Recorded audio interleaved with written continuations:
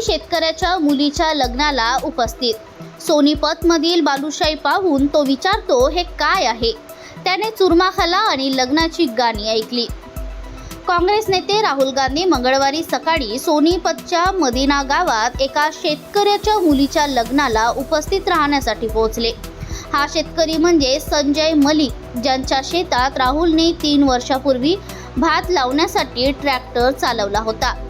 सकाळी 10:15 सुमारास गावात राहुल गाडीतून उतरताच त्याचा मोबाईल फोन त्याच्या हातातून पडला. त्याच्या सुरक्षा पथकासोबत राहुल तो उचलण्यासाठी खाली वाकला. त्याचे हरियाणवी पगडी घालून स्वागत करण्यात आले. तो लग्नस्थळी प्रवेश करू लागला तेव्हा दारात उभे असलेले तरुण मोठ्याने ओरडले, राम राहुल भाई. राहुलने हात जोडले, हसले आणि पुढे निघून गेले. राहुल सुमारे 1 तास थांबला. या दरम्यान त्याने दुधासोबत चुरमा खाला. त्याने शेतकऱ्याची मुलगी तनूकडून मिसळी रोटीही खाल्ली. त्याने महिलांच्या लग्नाची गाणी ऐकली. राहुल यांनी तनू आणि प्रियंका गांधीशी फोनवर बोलण्याची व्यवस्थाही केली. राहुल गांधींनी त्यांच्या सोशल मीडिया अकाउंटवर व्हिडिओची रीलही पोस्ट केली.